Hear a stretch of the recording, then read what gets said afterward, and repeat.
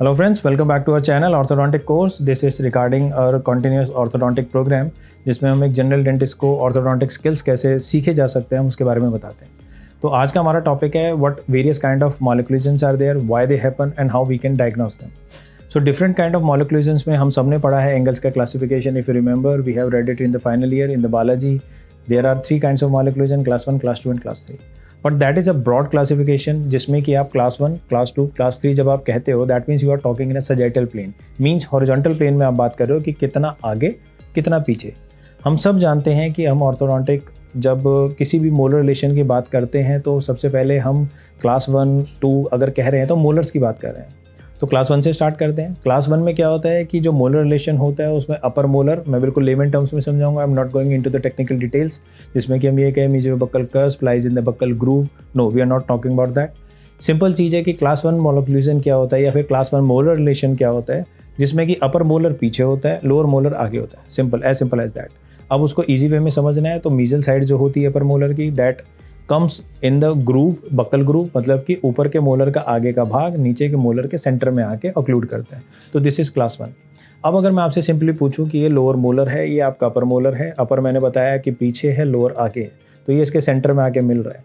अब अगर मैं कहूँ क्लास 2, तो आप इस चीज़ को थोड़ा सा आगे ले जाओ कि क्लास 2 में अपर मोलर फॉरवर्ड मूव कर गया, तो वो जो इसके मिड में आ रहा था वो आगे चला जाएगा, तो इसका डिस्टल सर्फेस उसके मिड में आएगा। तो this is class 2 molar relation.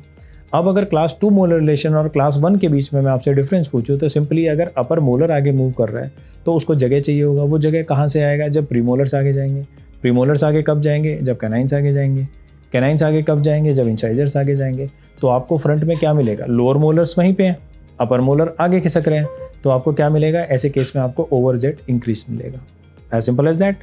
क्योंकि अपर मोलर आगे शिफ्ट हुआ तो throughout the line tooth shift हो गया। अगर ऐसे केस में आपको ओवरजेट नहीं मिल रहा है तो दैट सिंपली मीन्स आप उसको देखोगे तो आपको उसमें क्राउडिंग मिलेगा, क्योंकि मोलर तो आगे खिसका, सबको खिसकाया, कोई नहीं खिसका तो वो टेढ़ा मेढ़ा हो गया। तो सिंपल चीज़ है, अगर क्लास 2 है, क्लास 1 से डिविएट कर रहा है तो आपको इधर यूल गेट अच्छा खासा ओवरजेट और यूल गेट क्राउडिंग। अब हम क्लास 3 की बात करते हैं। जो मोलर रिलेशन की हमने बात करी, अपर पीछे, लोअर आगे, मिडवे कॉन्टैक्ट आ रहे थे। क्लास 3 में क्या होता है? अपर मोलर पीछे चला गया तो सिंपली आपको लोअर में आगे दिखेगा। अब अपर पीछे जाएगा सेम वे जैसे हमने क्लास 2 के लिए किया था कि प्रीमोलर्स पीछे, कैनाइन पीछे, इंसाइजर्स पीछे। जब ये सारी चीज़ पीछे मूव करेगी तो आपको रिवर्स ओवरजेट देखने को मिलेगा। ऐसे केस में आपको जनरली क्लास 3 पैटर्न में दिखता है कि पेशेंट का जो जेट है वो रिवर्स हो जाता है कि नॉर्मली अपर इंसाइजर्स आगे होते हैं, लोअर इंसाइजर्स पीछे होते हैं। उस केस में रिवर्स हो जाएगा कि अपर इंसाइजर्स पीछे, लोअर इंसाइजर्स आगे। तो ऐसे कॉमन कंडीशन हो जाती है। तो this is our class 3 molar relation. ये तो है सिर्फ पहचानने का कि भाई क्लास 1, 2, 3 क्या है। अब ये था हमारा हॉरिजॉन्टल जो प्लेन में हम बात कर रहे थे। Now comes the vertical plane जिसमें कि आप बात करो तो आपको डीप बाइट और ओपन वाइट देखने को मिलता है। वर्टिकल प्लेन में क्या होता है कि हम जो नॉर्मल ओवरजेट होता है दैट इज़ 2 mm। नॉर्मली हम बाइट करते हैं तो हमारे अपर इंसाइजर लोअर्स को 2 mm तक ढक लेते हैं, लेकिन अगर वो ज़्यादा 2 mm से ढक रहे हैं तो we call it a deep bite. Deep bite से प्रॉब्लम क्या रहेगी कि लोअर टूथ का एट्रीजन ज़्यादा होता है, तो अगर वो ज़्यादा ओवरलैप कर रहे हैं we call it deep bite. अगर वो बिल्कुल ओवरलैप नहीं कर रहे, दोनों के बीच में गैप है, तो we call it open bite. अब दोनों को आप कैसे पहचानोगे? आप पेशेंट को ऑक्लूड करने को कहोगे, जब वो मोलर्स को अपने मिलाएंगे, रिलेशन में रहेंगे, तब आपको देखने को मिलेगा कितना ज़्यादा ओवरलैपिंग कर रहे हैं। नॉर्मली हमारे नॉर्थ इंडिया में आप देखोगे तो एक डीप बाइट के केसेस नॉर्मल है। अगर आप बात करो कि साउथ इंडिया में जाओगे तो थोड़ा सा कंपैरेटिवली डीप बाइट कम मिलता है, ओपन वाइट कहीं ना कहीं आपको मिलता है। So this is regarding the vertical plane. अब अगर ट्रांसवर्स प्लेन की बात करें उसमें आपको क्या होगा कि जैसे मोलर, अब आपको पता है मैक्सिलरी आर्च थ्रू आउट बाहर रहती है लोअर से, तो वो थ्रू आउट बाहर है। अगर हम कहीं भी ये डिस्क्रिपेंसी हो रही है, अब हम साइड व्यू से देख रहे हैं।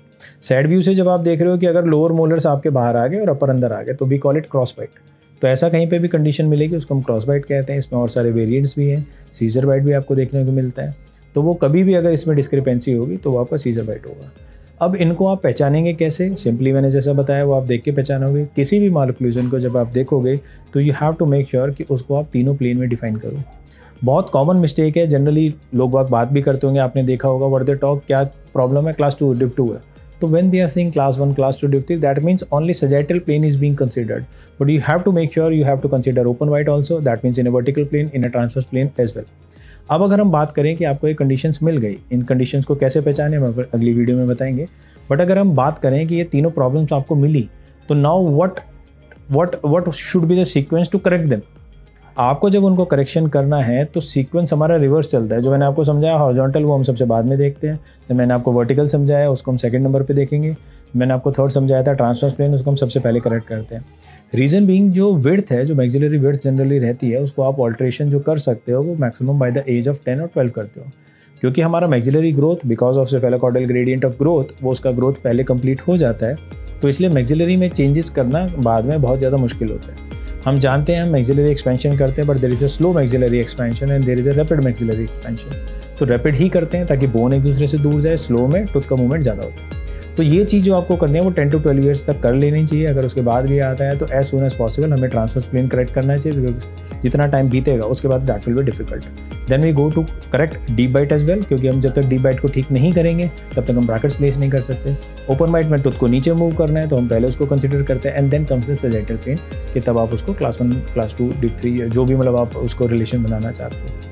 एक और चीज़ इसके साथ मैं कहूँ, through out the treatment mechanics your focus should be on an occlusion not an ideal occlusion. Means कि जो हम आइडियल ऑक्लूजन जनरली कंसिडर करते हैं वी कॉल इट क्लास 1, ऐसा नहीं है। कभी कभी क्लास 2 डिप 1 के केस में आपको सिर्फ मैक्सिलरी मोलर्स निकालने पड़ते हैं, आपको मोलर रिलेशन क्लास 2 में फिनिश करना होता है। The idea, the target should be a full unit occlusion. नहीं, ये नहीं होना चाहिए कि क्लास 1 बनाना है, फुल यूनिट ऑक्लूजन होना चाहिए पेशेंट का। It will be stable, your treatment results will be stable. So this was for the different kinds of mole occlusion that we have, what condition you can see that you have to treat them, what 3 planes of occlusion we have. So stay tuned with us for more such updates. Thank you.